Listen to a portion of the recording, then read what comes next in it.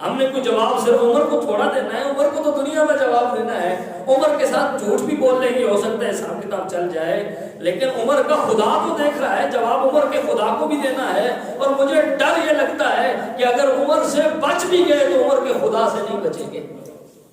ہم نے عمر کے خدا کو بھی جواب دینا ہے. کبھی یہ سوچے نا کہ آپ مجھ سے چھپ کے گناہ کر لیتے ہیں، میں آپ سے چھپ کے کر لیتا ہوں. آپ مجھ سے چھپ کے جھوٹ بولتے ہیں، میں آپ سے چھپ کے جھوٹ بولتا ہوں. آپ مجھ سے چھپ کے ملاوٹ کرتے ہیں، میں آپ سے چھپا کے ملاوٹ کر رہا ہوں. آپ مجھ سے چھپ کر رشوت لے رہے ہیں، میں آپ سے چھپ کر سود لے بھی رہا ہوں، دے بھی رہا ہوں. آپ کا مجھے نہیں پتا، مجھے آپ کا نہیں پتا، لیکن کیا میں نے اور آپ نے اس خدا کو جواب نہیں دینا کہ جس کو سب کچھ پتا ہے؟ اس سے رات کے اندھیرے میں نے پہلے کہا تقریر کی ابتدا میں، وہ سوتا بھی نہیں ہے کہ اگر سو جائے تو پھر بھی کوئی غافل بندہ کہہ سکے. وہ سوتا بھی نہیں ہے، اسے اونگ بھی نہیں آتی. اس کے لیے دن رات بھی کوئی معنی نہیں رکھتے کہ رات کے اندھیرے میں کر لو تو اسے پتہ نہیں چلے گا، دن کی چاندنے میں روشنی میں کرو گے تو پتہ چل جائے گا. نہیں، اس کے لیے دن ہو یا رات، سورج ہو یا نہ ہو، اس کے لیے تو سارا معاملہ ایک ہے. وہ سب کچھ علیم بذات الصدور ہے. کام بعد میں ہوتا ہے، اس کا ارادہ کیا جاتا ہے تو وہ جان لیتا ہے، اور اس کے علم میں سب کچھ موجود ہے. کیا ہمارے دل کے اندر اتنا بھی خوف نہیں ہے کہ جتنا ہم ایک دوسرے سے کرتے ہیں؟ کسی سے ہم کچھ نہیں کہنا چاہتے. ہمیں اپنے ایمان کی معیار کو دیکھنا چاہیے، ہمیں اپنے ایمان کو پرکھنا چاہیے، اور خود ایمان کے ترازو میں اپنے آپ کو رکھ کے یہ سوچنا چاہیے کہ ہم خدا سے اتنا بھی ڈرتے ہیں جتنا بندوں سے ڈرتے ہیں. اور اگر اتنا بھی ڈرنا شروع کر دیں جتنا بندوں سے ہم ڈرتے ہیں تو صرف کامل مومن نہیں بلکہ یہ کامل بن سکتے ہیں. لیکن ہم بندوں سے ڈرتے ہیں لیکن خدا سے نہیں ڈرتے.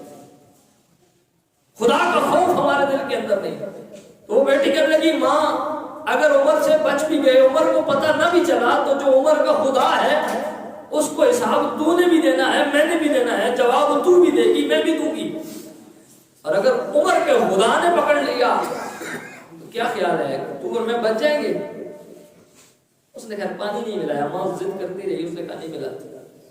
حضرت فاروق اعظم بھی ان کو چھیڑا نہیں، گشت کر کے رات کو واپس آ گئے. صبح اپنی اہلیہ سے کہنے لگے وہ فلاں محلے کے اندر فلاں علاقے میں فلاں گھر ہے، فلاں بستی میں فلاں خاندان کی عورت ہے، اس کے گھر میں ایک بیٹی ہے. اس عورت کو کہو کہ وہ جو ہے وہ اپنی بیٹی کا رشتہ ہمیں اپنے بیٹی کے لیے دے دے. اس کی بیٹی کا رشتہ ہم اپنے بیٹے کے لیے کرنا چاہتے ہیں. وہ غریب تھی، بیوہ تھی، بیٹی تھی. جب حضرت فاروق اعظم اپنے بیٹے کا رشتہ آپ کی اہلیہ ان کے گھر مانگنے کے لیے گئی تو وہ بڑی خوش ہوئی کہ میری بیٹی امیر المومنین کی بہو بن جائے گی، ان کے گھر چلی جائے گی، ان کے بیٹے سے نکاح ہو جائے گا. اس سے بڑی خوش نصیبی کیا ہے؟ خیر رشتہ ہو گیا. باتوں باتوں میں اس نے پوچھا کہ آپ کو میری بیٹی کا رشتہ پسند کیسے آیا؟ اور بھی بڑی شریف زادیاں ہیں، اور بھی اچھے کردار کی عورتیں ہیں، خوبصورت بھی ہیں، میری بیٹی سے زیادہ حسین و جمیل بھی ہیں، پھر بھی آپ کا انتخاب میری بیٹی پر کیسے آ کر رک گیا؟ جو بات میں آپ کو بتانا چاہتا ہوں وہ آپ سنیں گے تو حیران رہ جائیں گے. وہ کہنے لگے کہ آپ نے فرمایا کہ تیری بیٹی کی ایمانداری کو ہم نے دیکھا ہے تو اس لیے اس کے رشتے کو پسند کر دیا ہے. معاملات ہو گئے. اس بیٹی کی شادی حضرت عمر کے بیٹے سے ہو گئی، پھر ان کی اولاد پیدا ہوئی. اور جانتے ہیں کہ جب اتنے پاک کردار کی ماں ہو تو پھر بیٹا کیسا ہوتا ہے. اسی عورت کی نسل میں سے یہ جو عمر بن عبد العزیز ہے نا، جن کو عمر ثانی کہتے ہیں، اور جنہوں نے جب حکومت میں آئے 3 بر اعظموں میں آپ کی حکومت تھی. دنیا کے 7 بر اعظم ہیں، 3 بر اعظموں میں عمر بن عبد العزیز کی حکومت ہے، اور 3 بر اعظموں میں زکوٰۃ لینے والا کوئی نہیں ملتا، ہر کوئی دینے والا ملتا ہے. اتنا پاک سیرت اور پاک کردار بیٹا تب پیدا ہوتا ہے جب ماں اتنی پاک کردار ہو، جب ماں اتنی اچھی ہو. تو بات حضرت سیدنا فاروق اعظم کی. فرمایا تو بیٹے کو کہتا ہے کہ وہ تیری بات نہیں سنتا، وہ تیرے حقوق کا خیال نہیں رکھتا. تو نے اس کے لیے جس ماں کا انتخاب کیا اس ماں کو کبھی دیکھا ہے؟ اس سے تجھے توقع ہے کہ ایسا بیٹا پیدا ہو؟ کیا خیال ہے؟ آج جاتے ہیں بچوں کی رشتے مانگنے کے لیے جب جاتے ہیں تو کبھی ہم نے دیکھا ہے کہ خاندان کتنا مذہبی ہے، اس خاندان اور پھر مذہبی اعتبار سے بھی یہ چیز ذہن کے اندر رکھنی چاہیے کہ مذہب میں بھی سب سے پہلے اعتقاد ہے، پھر اعمال ہے۔ ان لوگوں کا عقیدہ ٹھیک ہے، مذہبی رشتوں میں بھی آپ کو نماز پڑھنے والے بھی مل جائیں گے، روزہ رکھنے والے بھی مل جائیں گے، آج زکات ادا کرنے والے بھی مل جائیں گے، لیکن کیا ان کا عقیدہ حضور کے بارے میں ٹھیک ہے یا نہیں؟ ان کے نظریات، ان کے معاملات حضور کے بارے میں کیسے ہیں؟ وہ کیسے لوگ ہیں؟ کیا زندگی بھر وہ کتابیں پڑھ کے یہی درس دیتے رہے کہ نبی کچھ نہیں جانتا؟ اگر ایسے لوگ ہیں تو نمازوں کا کیا فائدہ، آج زکات اور عمروں کا کیا فائدہ؟ تو بات بتانے کا مقصد یہ ہے کہ دینی معاملات ہم دیکھتے ہی نہیں۔ تو حضرت عمر نے فرمایا تو نے جس عورت کا انتخاب کیا اس سے اولاد اچھی پیدا ہو ہی نہیں سکتی۔ اور یہ چیز ذہن کے اندر رکھیں، بزرگوں کا فرمان ہے، شیخ صاحب فرماتے ہیں صحبت صالح ترا صالح کنت اور صحبت طالح ترا طالح کنت۔ فرمایا کہ اچھے بندے کی نسبت، اچھے بندے کی صحبت تمہیں اچھا بنا دے گی اور برے بندے کی نسبت تمہیں برا بنا دے گی۔ بچپن میں جب اولاد ہمارے اپنے پاس ہوتی ہے، جب ہماری زیر نگرانی ہوتی ہے، زیر کفالت ہوتی ہے، اس وقت ہم ان کی تربیت نہیں کرتے۔ جب بچوں کی عمر، حدیث پاک کا مفہوم ہے کہ بچوں کو جو پہلے کلمات سکھاؤ وہ اللہ کا نام سکھاؤ۔ وہ بزرگ گزر گئے ہیں، وہ اچھے کردار والی مائیں چلی گئی ہیں، وہ لوگ جن کے کردار اور سیرت اس قسم کے تھے وہ گزر گئے ہیں کہ جو الف سے اپنے بیٹے کو اللہ سکھایا کرتے تھے۔ آج الف سے الو سکھانے والے یہ توقع رکھتے ہیں کہ بیٹا ہمارا فرما بردار ہوگا، ایسا نہیں ہے۔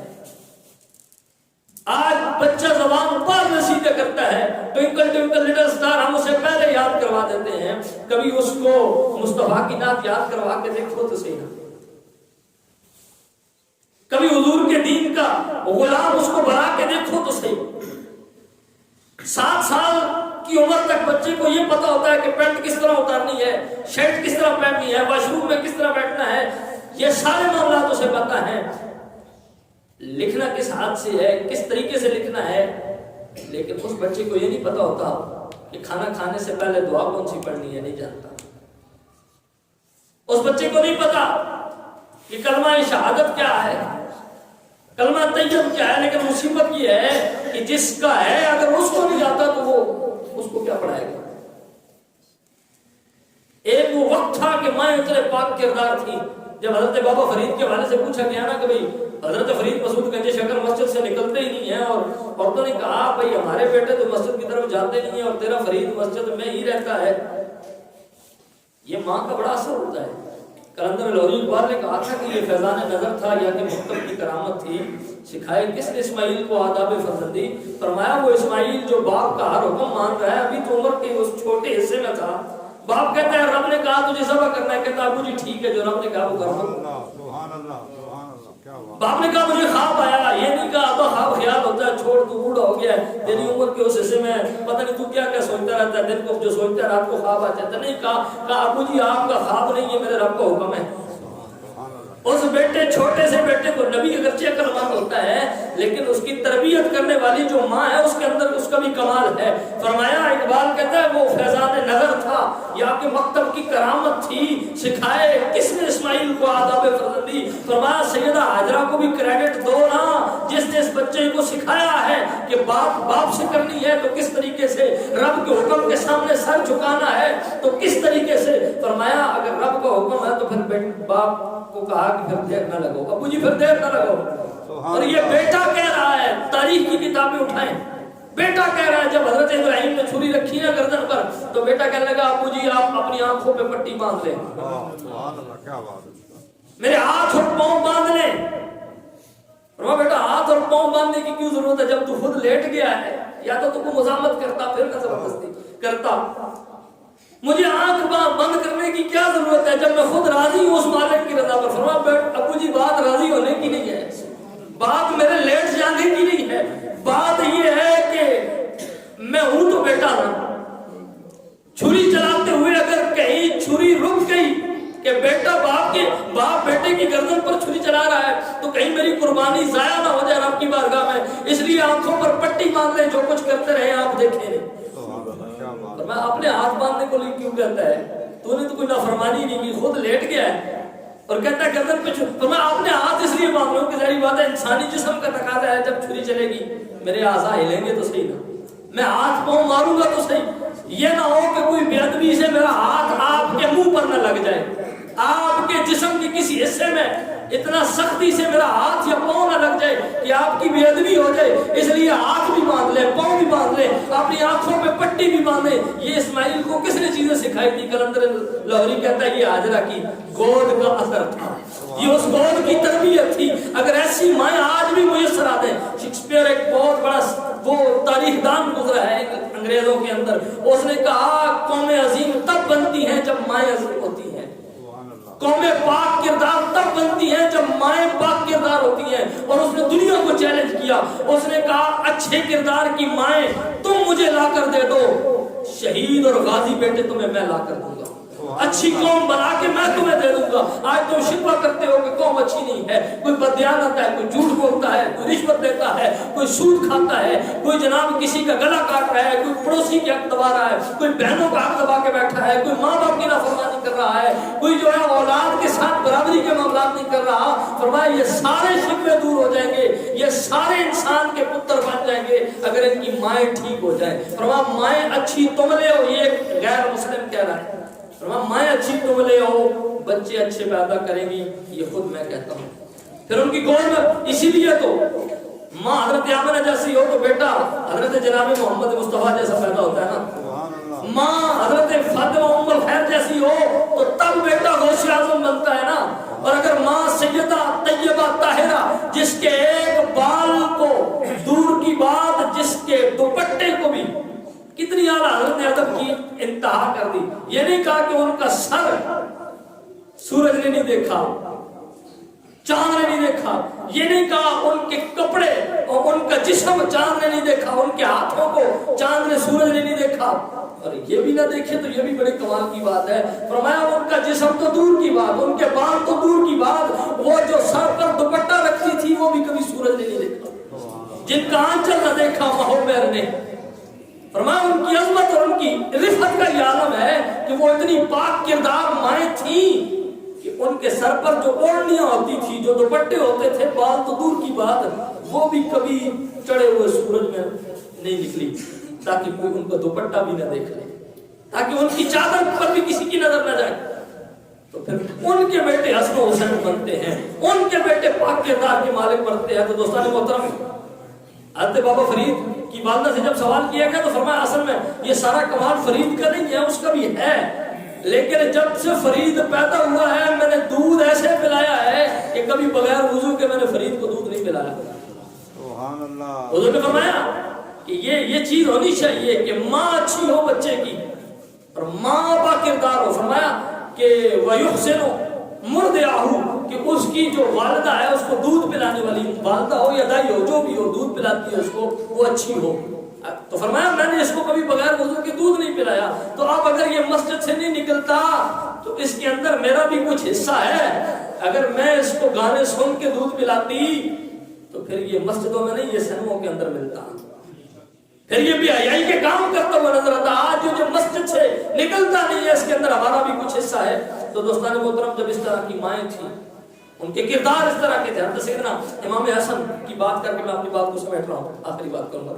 حضرت سیدنا امام حسن رضی اللہ تعالیٰ عنہ، آپ کا وقت ہے تو حضور نے بچوں کی تربیت، آج چونکہ موضوع تھا کہ بچوں کی تربیت کس طرح کریں۔ حضرت امام حسن رضی اللہ تعالیٰ عنہ چھوٹے بچپنے کی عمر ہے، حضور علیہ السلام کے پاس بیٹھے ہوئے ہیں، کھجوریں آ گئی سرکے کی۔ حضرت امام حسن کی اتنی عمر ہے کہ اس وقت جو ہے وہ آپ بڑی کم عمری کی عالم ہے، بچپنے کا عالم ہے، یعنی بچوں سے کوئی پوچھ نہیں ہوتی۔ حضرت امام حسن نے وہ کھجور اٹھائی صدقے کی اور منہ میں ڈال دی۔ حضور نے جب دیکھا کہ چونکہ سادات پر صدقہ حرام ہے کہ اس نے کھجور منہ میں ڈال لی ہے، تو حضور علیہ السلام یہ بھی کہہ سکتے تھے حسن بیٹا آج کھا لیے، جس طرح ہم کہتے ہیں پتر آج کھا لیے پھر آئندہ نہ کھائیں، یہ بھی تربیت اچھی چیز ہے۔ لیکن حضور چونکہ نبیوں کے امام ہیں اور جو بیٹا ہے وہ اماموں کا امام ہے، تو فرمایا اس کی تربیت میں کوئی کسر نہ رہے۔ آپ نے فرمایا کہ آئندہ حسن بیٹا یہ کھجور نہیں کھانی، صدقے کا مال نہیں کھانا، کیونکہ ہم سادات پر صدقہ حرام ہے۔ اور دوسرا حضور نے کام یہ کیا، پہلے بتایا کہ آئندہ یہ کام نہیں کرنا، اور انگلی ڈال کے حضور نے امام حسن کے منہ سے کھجور نکال دی۔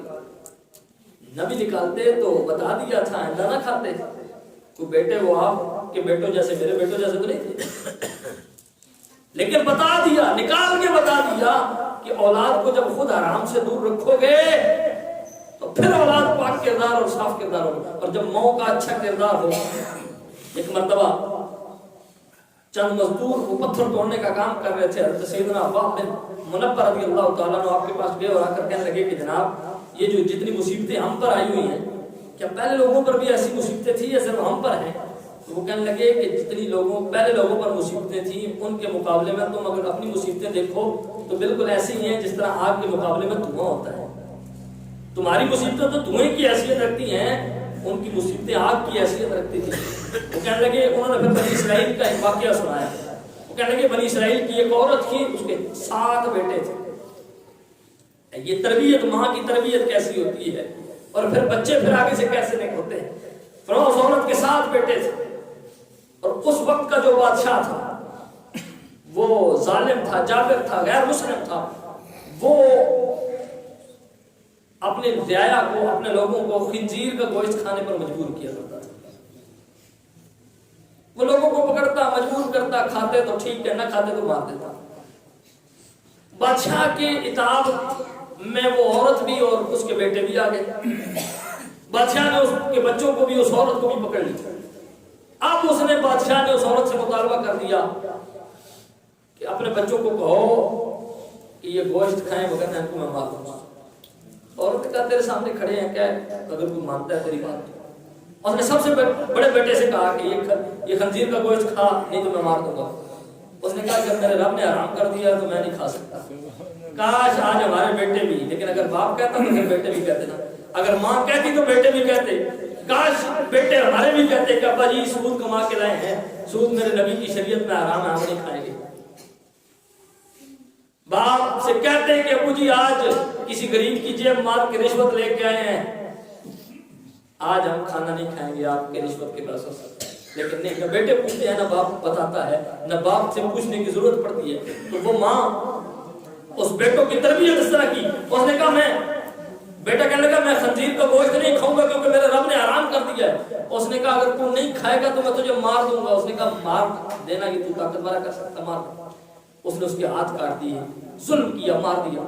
دوسرے کو بلایا، اس نے کہا جو جواب میرے بھائی کا تھا وہی میرا ہے، نہیں کھانا ہم نے۔ اس نے اس کو ابلتے ہوئے آگ کے اندر، کھولتے ہوئے آگ کا وہ اوپر تیل تھا، اس تیل میں ڈال دیا، وہ جل گیا۔ تیسرے کو بلایا، اس نے کہا تو کیا سمجھتا ہے کہ میرے 2 بھائی تو نے مار دیے، ہم تیری بات مان لیں گے؟ اس نے کہا میں تیری بات نہیں مانوں گا، تو ذلیل ہے، کمتر ہے، گھٹیا ہے، میرے رب کے حکم کے خلاف حکم دیتا ہے۔ بادشاہ سمجھ گیا، اس نے کہا تو مجھے غصہ چڑھا رہا ہے کہ میں تجھے جلدی مار دوں، میں تجھے جلدی نہیں ماروں گا، میں تجھے اذیتیں دے کر ماروں گا۔ اس نے اس کی گردن کی کھال اتار دی، سر کے بال اکھیڑ لیے، اور چہرے کا اوپر والا جو گوشت ہے وہ اتار لیا، اذیت دے کے مارا۔ اب یہ 3 کی عبرتناک موت اس ماں اور دوسرے بچوں کے سامنے ہو رہی ہے۔ ایک ایک کر کے وہ بچوں کو مار رہا ہے، اور ایک ایک سے سوال کرتا ہے کہ خنزیر کا گوشت کھا لو۔ وہ جواب دیتے ہیں ہماری نبی کی شریعت کے اندر ہمارے رب کا حکم ہے کہ یہ حرام ہے تو ہم حرام نہیں کھائیں گے۔ یہ اولاد کی تربیت ہے، یہ ان بچوں کی تربیت ہے۔ اب آخری بیٹا رہ گیا، 6 مر گئے۔ یہ ماں کی تربیت ہے، 6 مر گئے، آخری بیٹا رہ گیا۔ اس عورت کو بادشاہ بلا کر کہنے لگا کہ ایک ہی بیٹا رہ گیا، 6 مر گئے ہیں، اگر میں 6 مار سکتا ہوں تو اس کو بھی چھوڑوں گا نہیں، اور اگر اس کو نہیں چھوڑوں گا تو بچے گی تو بھی نہیں۔ اس لیے بہتر یہ ہے کہ اپنی جان بھی بچا لے، بچے کی جان بھی بچا لے۔ اس نے کہا ٹھیک ہے میں بچے کو سمجھاتی ہوں، الگ لے گی بچے کو۔ اب بچہ ڈر گیا کہ کہیں ماں مجھے یہ نہ کہہ دے کہ تو بادشاہ کو چھوڑا دے، اور ماں اس لیے ڈری ہوئی تھی کہ سب سے چھوٹا ہے، ہو سکتا ہے انکار کر گئی۔ ماں اس کو کہنے لگی بیٹا بات اس طرح ہے کہ دوسرے بیٹوں سے زیادہ حق میرا تجھ پر ہے، تو سب سے چھوٹا ہے، دوسروں کی نسبت حق میرا تجھ پر زیادہ ہے۔ اس نے کہا کیا؟ اس نے کہا باقیوں کا والد زندہ تھا، انہوں نے والد کی زیر نگرانی परवरिश पाई है। उन सबको मैंने 2-2 साल दूध पिलाया। तू छोटा था, कमजोर था, बीमार हो गया था, खाने के लिए कुछ नहीं था, और तेरा वालिद भी फौत हो गया था। हम फाकों से रहते थे, वो छोटे भूखे रह लेते थे, लेकिन तू भूखा नहीं रह सकता था। तुझे मैंने 2 साल के बजाय 4 साल तक दूध पिलाया है, और तेरी रगों के अंदर दूसरों की निस्बत दुगना दूध है मेरा। अगर उन्होंने उसके सामने सर नहीं झुकाया तो मैं तुझे माँ होकर नसीहत कर रही हूँ, सर तूने भी नहीं झुकाना, जान दे देगी।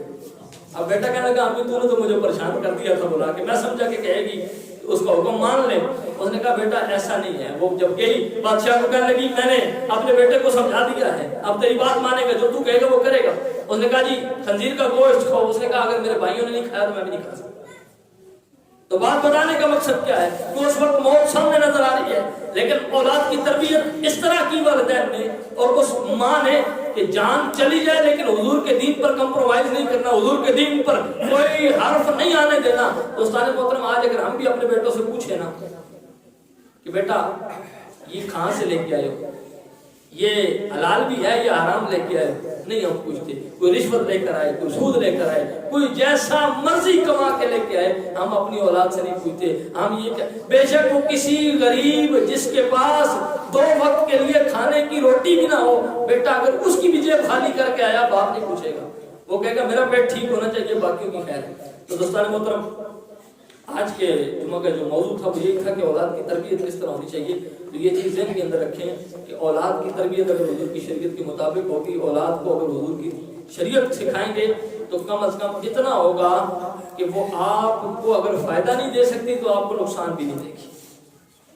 लेकिन अगर आप औलाद की तरबियत ठीक नहीं करेंगे तो फ़ायदा तो क्या, आपको जब भी पहुंचाएगी नुकसान ही पहुंचाएगी। अल्लाह ताला से दुआ है कि इन चीज़ों को समझ कर मुझे भी आपको भी अमल की अल्लाह ताला तौफीक अता फरमाए।